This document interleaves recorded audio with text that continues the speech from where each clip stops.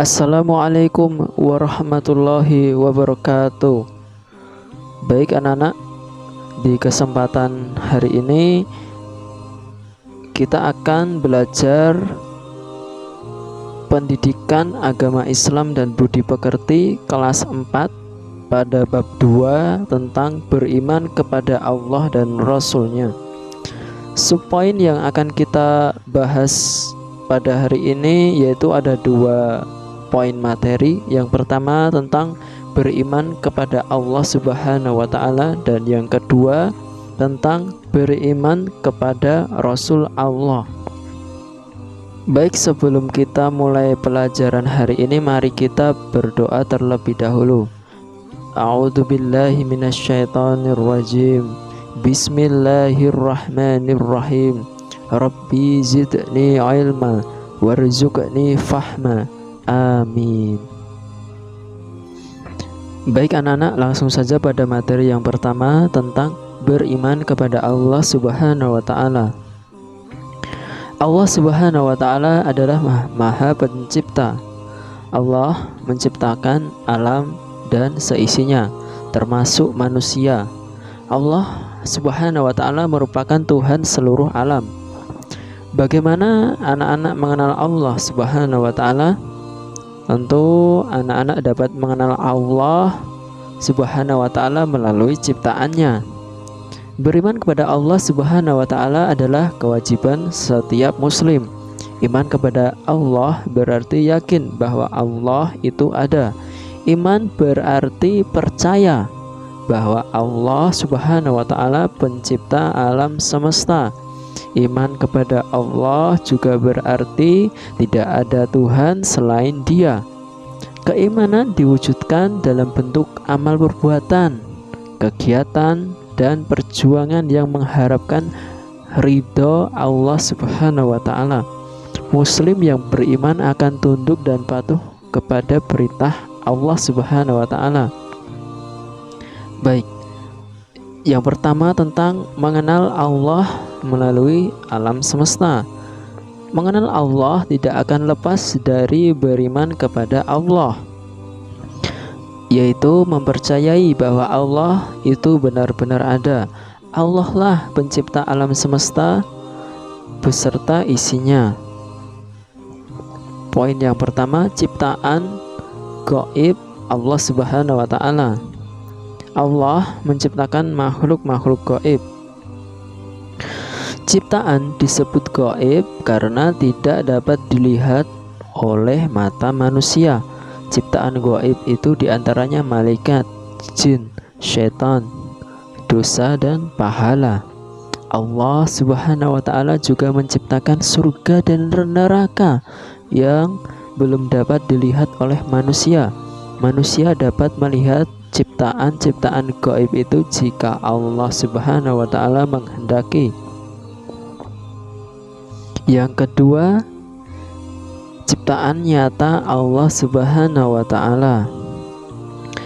Ciptaan Allah Subhanahu wa Ta'ala yang nyata dapat dilihat mata dan dirasakan oleh panca indera kita. Contoh ciptaan nyata adalah manusia, hewan, tanah, cahaya, dan api. Contoh ciptaan nyata Allah Subhanahu wa Ta'ala yang tidak dapat dilihat namun dapat dirasakan adalah angin. Allah Subhanahu wa Ta'ala berkuasa menciptakan apapun. Coba anak-anak perhatikan alam sekitar kita ini, alam semesta ciptaannya. Betapa beragam bentuk ciptaan Allah Subhanahu wa Ta'ala yang dapat dilihat dan dirasakan manfaatnya. Ada benda yang bergerak seperti manusia dan hewan, sedang benda yang tidak bergerak seperti batu dan gunung. Ada juga benda yang tumbuh dan tidak tumbuh. Benda yang tumbuh seperti tanaman. Contoh benda yang tidak tumbuh adalah tanah. Keberadaan Allah Subhanahu wa Ta'ala dapat kamu yakini dengan mengamati ciptaannya. Ketika mengamati ciptaannya, pujilah Allah dengan yang pertama menyebut kalimat subhanallah. yang artinya Maha Suci Allah. Kalimat Subhanallah disebut juga tasbih. Dianjurkan dibaca setiap kali seseorang melihat sesuatu yang tidak baik. Dengan ucapan itu kita menegaskan bahwa Allah Subhanahu wa Ta'ala Maha Suci dari semua keburukan tersebut. Misalnya ketika mendengar bencana banjir atau kecelakaan yang menimpa seseorang. Yang kedua, dengan mengucap kalimat Astaghfirullah, artinya aku memohon ampun kepada Allah. Kalimat Astaghfirullah disebut juga istighfar. Kalimat ini baik diucapkan setiap saat, terutama pada saat setelah sholat. Kemudian yang ketiga, mengucapkan kalimat Alhamdulillah, artinya segala puji bagi Allah. Kalimat Alhamdulillah disebut juga tahmid atau hamdalah. Ketika anak-anak mendapat nikmat Allah Subhanahu wa Ta'ala, ucapkan alhamdulillah, alhamdulillah. Misalnya, Indah menjadi juara lomba tartil Quran, kita mengucapkan alhamdulillah. Kemudian yang keempat, mengucap kalimat Masya Allah, artinya Allah Maha berkehendak atas segala sesuatu. Kalimat Masya Allah biasa diucapkan ketika melihat sesuatu yang baik dan mengagumkan. Masya Allah menunjukkan kekaguman kepada Allah dan ciptaannya yang indah lagi baik. Ucapan tersebut juga menyatakan bahwa semua itu terjadi atas kehendak Allah. Misalnya pelangi atau keindahan ciptaan Allah yang lain. Baik anak-anak, yang kedua, mengenal Allah melalui Al-Quran. Al-Quran merupakan kitab suci dan pedoman hidup umat manusia sampai akhir zaman. Al-Quran harus dijadikan pedoman dan pegangan hidup supaya hidup kita selama di dunia dan di akhirat. Beriman kepada kitab suci Al-Quran berarti percaya kepada kitab-kitab Allah Subhanahu wa Ta'ala yang diturunkan kepada para Rasul Allah. Al-Quran berisi perintah, larangan, dan himbauan Allah Subhanahu wa Ta'ala. Al-Quran juga berisi kisah-kisah umat terdahulu yang menjadi pembelajaran bagi umat masa sekarang. Baik anak-anak, kemudian yang ketiga, mengenal Allah melalui Asmaul Husna. Allah memiliki 99 Asmaul Husna, yaitu nama-nama Allah yang indah dan baik. Baik, kita akan mempelajari 3 di antaranya. Yang pertama Al-Bashir, yang kedua Al-Adlu, dan yang ketiga Al-Azim. Baik, yang pertama Al-Bashir berarti Allah Maha melihat. Allah Subhanahu wa Ta'ala mampu melihat apa saja sampai hal terkecil sekalipun. Anak, jadi tidak ada yang luput sedikit pun dari pandangannya. Meskipun kita sembunyi dimanapun, Allah tetap saja dapat melihat kita dengan sifat Al-Bashirnya. Cara meneladaninya adalah dengan kita bersikap jujur. Orang yang beriman selalu taat pada perintahnya, menjauhi larangannya, dan berbuat jujur. Jangan berbuat tercela, misalnya berprasangka buruk atau membicarakan orang lain, karena Allah pasti melihatnya. Yang kedua Al-Adlu. Allah Subhanahu wa Ta'ala mempunyai sifat Al-Adlu yang berarti Allah Maha Adil. Allah menempatkan semua manusia sama di hadapannya. Tidak ada yang ditinggikan hanya karena kekayaan, keturunan, dan jabatannya. Allah memuliakan seseorang hanya karena pada ketakwaannya saja. Allah adalah Tuhan yang Maha Adil dalam menetapkan suatu perkara. Allah Maha Adil dalam menghitung dan membalas segala amal perbuatan manusia. Jika hambanya melakukan kebaikan, maka Allah akan membalasnya dengan kebaikan dan pahala serta kenikmatan di surga kelak. Begitu juga sebaliknya, jika hambanya melakukan perbuatan buruk atau bermaksiat kepadanya, maka Allah akan membalas dengan siksa api neraka. Allah akan memperlihatkan balasan dari perbuatan manusia, baik itu perbuatan yang baik ataupun buruk, dan besar ataupun kecil. Lawan dari adil adalah zalim. Perbuatan zalim merugikan orang lain.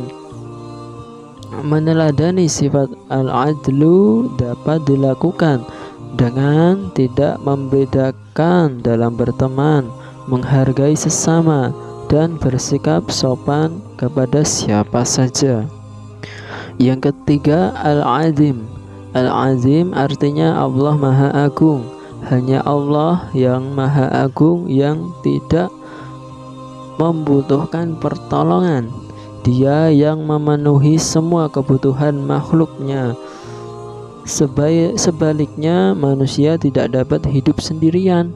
Manusia selalu membutuhkan pertolongan Allah Subhanahu wa Ta'ala dan membutuhkan pertolongan orang lain. Keagungan Allah tidak dapat dibandingkan dengan makhluk ciptaannya. Keagungan Allah tidak ada batasnya. Allah adalah zat yang maha agung. Manusia tidak akan mampu melihatnya. Keterbatasan akal pikiran tidak dapat membayangkan perwujudannya. Meskipun demikian, manusia wajib meyakini bahwa Allah memiliki sifat Al-Azim. Tidak ada satu zat pun yang memiliki keagungan tertinggi selain Allah Subhanahu wa Ta'ala. Hal ini dikemukakan dalam Al-Quran surah Al-Baqarah ayat 255. Dengan memahami sifat Allah Al-Azim, maka kita harus selalu bersikap rendah hati dan tidak menyombongkan diri. Baik, yang keempat, meningkatkan keimanan kepada Allah Subhanahu wa Ta'ala, yakni dengan mengamati ciptaan Allah Subhanahu wa Ta'ala untuk meningkatkan keimanan. Disebut tafakur. Tafakur berarti berpikir. Tindakan yang dilakukan untuk meningkatkan keimanan kepada Allah Subhanahu wa Ta'ala adalah sebagai berikut. Yang pertama adalah dengan bertakwa, menjalankan perintah Allah dan menjauhi larangan Allah. Yang kedua, menjaga kesehatan badan. Yang ketiga, mengamati ciptaan Allah dan selalu menyadari bahwa itu adalah ciptaannya. Yang keempat, menghormati dan menyayangi sesama. Dan yang kelima, menjaga dan merawat alam sekitar. Baik anak-anak, itu tadi materi tentang beriman kepada Allah Subhanahu wa Ta'ala. Kemudian yang kedua, beriman kepada Rasul Allah Subhanahu wa Ta'ala. Allah Subhanahu wa Ta'ala menciptakan dan memelihara alam semesta. Allah juga mengutus beberapa utusan. Allah mengirim utusan untuk menyampaikan ajarannya dan memberikan peringatan kepada manusia. Mereka adalah para nabi dan rasul. Yang pertama, nabi dan rasul Allah Subhanahu wa Ta'ala. Nabi merupakan manusia biasa yang mendapat keistimewaan menerima wahyu Allah Subhanahu wa Ta'ala. Sedangkan rasul merupakan orang yang diutus Allah Subhanahu wa Ta'ala untuk menyampaikan wahyu kepada umatnya. Seorang nabi belum tentu seorang rasul, akan tetapi seorang rasul sudah pasti seorang nabi.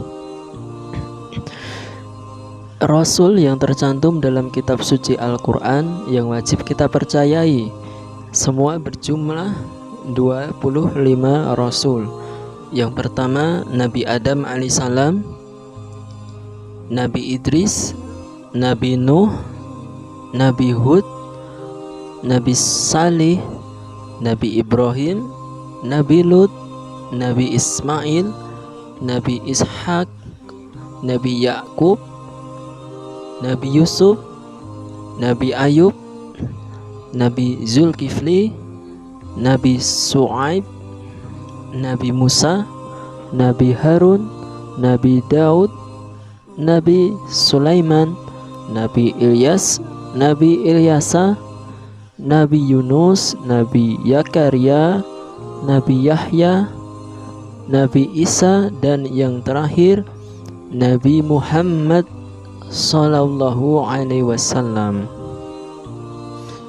Di antara nabi dan rasul tersebut ada yang mendapat gelar ulul asmi, artinya rasul yang memiliki keberanian, ketabahan, dan kesabaran yang luar biasa. Rasul tersebut adalah Nabi Nuh alaihissalam, Nabi Ibrahim alaihissalam, Nabi Musa alaihissalam, Nabi Isa alaihissalam, dan yang terakhir Nabi Muhammad Sallallahu Alaihi Wasallam. Baik anak-anak, poin materi yang kedua yakni tugas-tugas para rasul. Para rasul yang diutus oleh Allah kepada umatnya mempunyai tugas-tugas yang harus dilaksanakan. Tugas-tugas tersebut diantaranya yang pertama, mengajak manusia menyembah Allah Subhanahu wa Ta'ala. Yang kedua, menjelaskan tata cara beribadah. Yang ketiga, menjelaskan kebesaran Allah Subhanahu wa Ta'ala. Yang keempat, menyampaikan berita tentang adanya makhluk gaib seperti surga, neraka, malaikat, dan setan. Yang kelima, mengajak manusia berakhlak mulia. Dan yang keenam, memberikan aturan kehidupan manusia. Fungsi Rasul adalah suri teladan bagi umatnya. Hal ini tercantum dalam Al-Quran Surah Al-Ahzab ayat 21. Yang ketiga, mukjizat para rasul. Mukjizat adalah hal biasa yang tampak pada diri nabi atau rasul. Mukjizat berfungsi sebagai bukti kenabian atau kerasulan. Contoh, tongkat Nabi Muhammad Sallallahu Alaihi Wasallam yang dapat membelah bulan. Yang selanjutnya Nabi Isa alaihissalam yang dapat menghidupkan orang mati atas izin Allah Subhanahu wa Ta'ala. Yang selanjutnya Nabi Daud alaihissalam yang dapat melunakkan besi dengan tangannya dan lain sebagainya. Kemudian yang terakhir anak-anak, yang keempat, sifat-sifat Rasul Allah Subhanahu wa Ta'ala. Rasul Allah memiliki sifat-sifat wajib yang berjumlah ada 4. Yang pertama, sidik, artinya benar. Para rasul selalu benar dalam ucapan maupun perbuatan. Oleh karena itu tidak mungkin rasul bersifat kizib, yang artinya bohong. Kemudian yang kedua, amanah, artinya dapat berbicara. Para rasul itu selalu dapat dipercaya, baik dalam ucapan, perbuatan, maupun ajaran-ajarannya. Para rasul tidak mungkin berkhianat dalam mengemban wahyu dari Allah Subhanahu wa Ta'ala untuk diajarkan kepada umat manusia. Oleh karena itu mustahil apabila rasul itu memiliki sifat khianat, yang artinya tidak dapat dipercaya. Kemudian sifat yang ketiga adalah tabligh, yang artinya menyampaikan. Para rasul selalu menyampaikan ajaran-ajaran yang diterima dari Allah Subhanahu wa Ta'ala kepada umatnya. Para rasul tidak mungkin menyembunyikan ajaran-ajaran yang diwahyukan Allah Subhanahu wa Ta'ala kepadanya. Oleh karena itu mustahil apabila rasul itu bersifat kitman, yang artinya menyembunyikan atau merahasiakan wahyu yang diterima dari Allah Subhanahu wa Ta'ala. Kemudian yang keempat, fatonah, artinya pandai. Para rasul itu pandai, bijaksana, dan cakap dalam membimbing umatnya. Oleh karena itu sangat mustahil apabila rasul itu bersifat baladah yang artinya bodoh. Jadi anak-anak, selain 4 sifat wajib tersebut, para rasul juga dikaruniai sifat maksum, yang artinya rasul itu terpelihara dari perbuatan dosa dan maksiat. Baik anak-anak, itu tadi materi pendidikan agama Islam dan budi pekerti kelas 4 pada bab 2 tentang beriman kepada Allah dan Rasulnya. Semoga materi yang Bapak sampaikan dapat bermanfaat. Mungkin itu yang dapat Bapak sampaikan. Bila dalam penyampaian materi tadi masih banyak kesalahan dan kekeliruan, Bapak mohon maaf dan mohon untuk dikoreksi. Sekian, wassalamualaikum warahmatullahi wabarakatuh.